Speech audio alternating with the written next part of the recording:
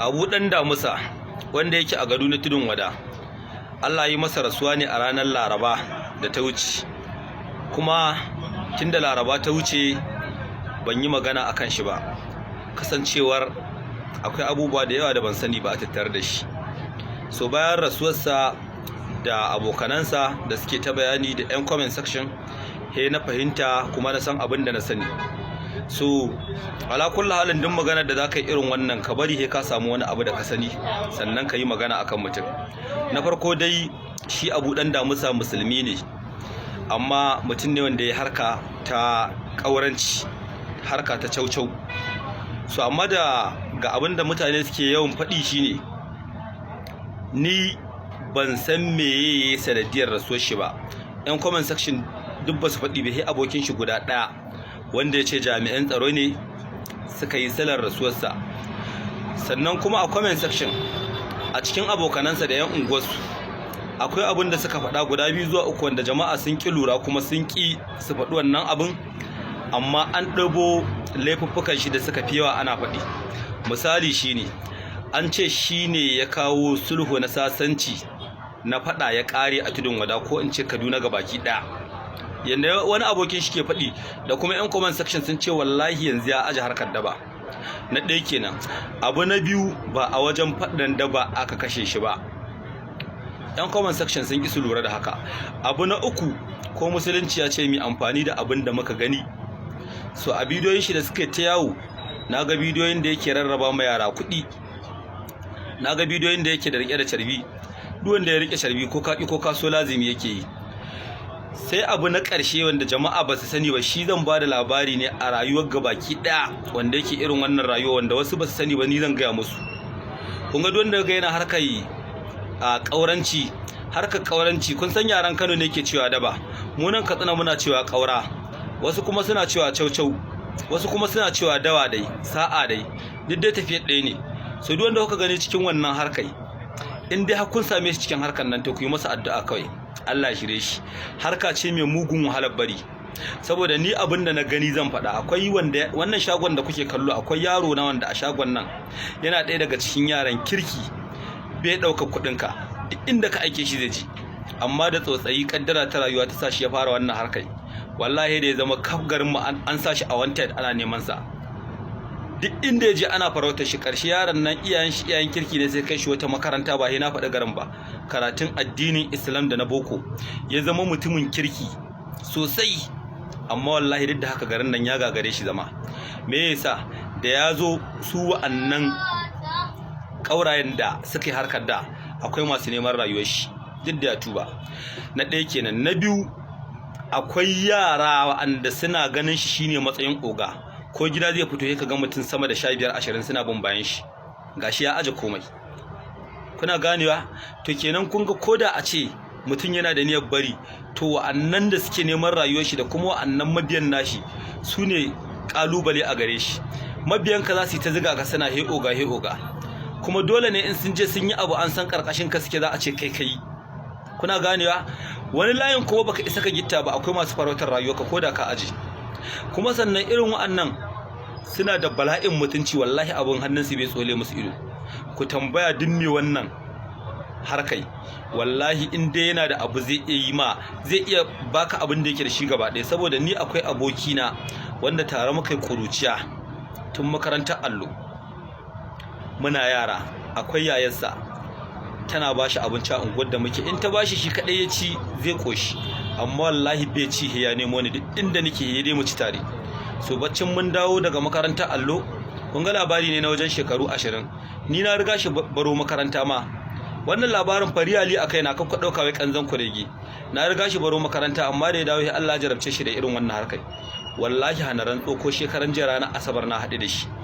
duk inda ya ganni, duk uzurin da nake, wallahi in yi kira ni he na tsaya,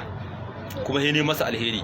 Kuma in yanzu ya sa kafa ya zo shagon nan, zaka ga muna hira da shi kamar abokin kasuwata, saboda ni bai zama abin kyamani a gurina ba, saboda ni waccan alakan nake kallo. Yanda yake yanzu iyakacin nasihar da nake masa, kai ya taba kayan wani kuma ya kula da sallah. Ko shekaran jiya da muka haɗu ya ce mun matar shi cikin ta wata 5, nace da an haihu ka zo ka gaya mun. Duk haɗuwar da zan yi da shi yana sa hannu na damƙa mai. kuma ko a yanzu da yake harkar ƙawarancin tabbas na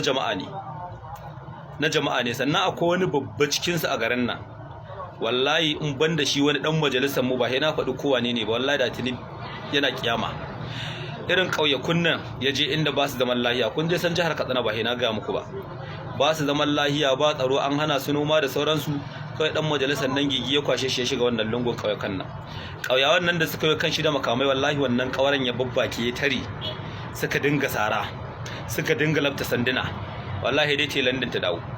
ɗan majalisar nan aka sashi a mota ya sha shi kuma wannan ƙawarar bata huda shi ba sanda bata kama shi ba kun ga dole ne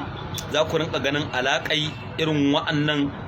ƙaurayen da 'yan siyasa yanzu da Allah inda soja ne wannan ƙauyawan suka yi kanshi wallahi dai bindiga shiru ga zai kun ga an kashe dan majalisa kenan to shi yasa da inda dan siyasa yake wa'annan fanashi ne su fa ba su huduwa ba su tabuwa ba su komai to kuma sannan duk mutum musulmi idan ya rasu dan Allah mai musulunci ya ce mu faɗi akan shi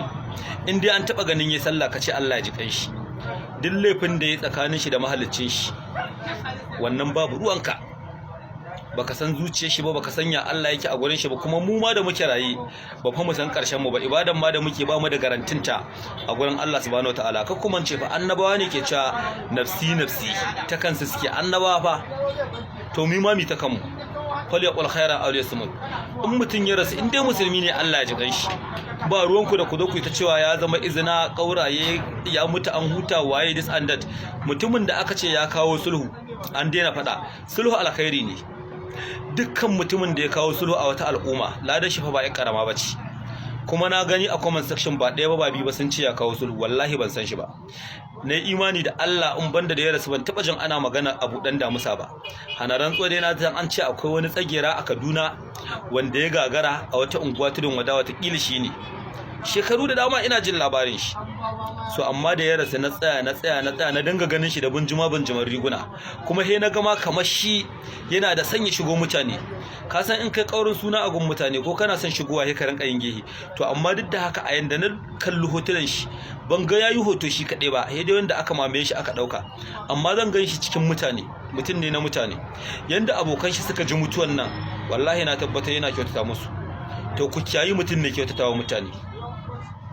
daga sallah babu abin da ya fi cewa lada kaga dan mutumin da yake kyautata yanzu akwai wani kaura a garin mu wallahi an ce yanzu in ka je gidan shi in lokacin cin abinci rana za ka ga an fiddo abinci da yawa a gidan shi ana ci so wa'annan fa da yake cewa ba karaman lada gare ba kuma ku sani irin wa'annan fa ba su yawo su kadai in ka yawo kai kadai to abokanan hamayya fa in suka tarfa ka gama za ka si da kai karanci ku gansu mutum 4 mutum 5 to da Allah mutum 5 mutum 10 ciyar da su karamin aiki ne dole su rabu da 'yan siyasa su rinka ciyar da su to daga cikin su ne an ka samu wanda suke da raunin zuciya sun je sun yi shaye-shaye yunwa ta addabe sai su kwaci wayan mutane ko su ɗibi tumakan mutane kuma in mutum 20 ke binka an san dai mabiyanka ne to daga cikin mutum 2 suka je suka yi abu to kai fa ogan nan nasu cewa za a yi kai ne ko a ce yaranka ne so a takaice da Allah da annabawan Allah tunda dai har ya rasu an kashe makwancin shi kuma an tabbatar musulmi ne to mu ce Allah ya ji kanshi surutun da zamu yi akan ko Allah ya mai kaza ko wani abu makamantan su ba zai amfane mu da komai ba iyakaci ya ƙara fusata abokanan shi kai da ka faɗi magana tsotsayi na iya faɗa masu je su ma illa Allah ya kyauta Allah ya samu dace to saboda haka in dai kai ka samu Allah ya shirye ka gode ma Allah yanzu dai kun gani ga abokina tare muka koranta bai san zai zama haka ba ban san zan zama haka dan kasuwa ba cikin mutane amma duk da ya zama haka kuma da iyalin shi fa kuma wannan harka ce na ga muku mai wahalar bari ga yanda kalubalen ta yake so Allah ya samu dace Allah karɓi rayuwar mu da imani da ikhlasi assalamu alaikum warahmatullahi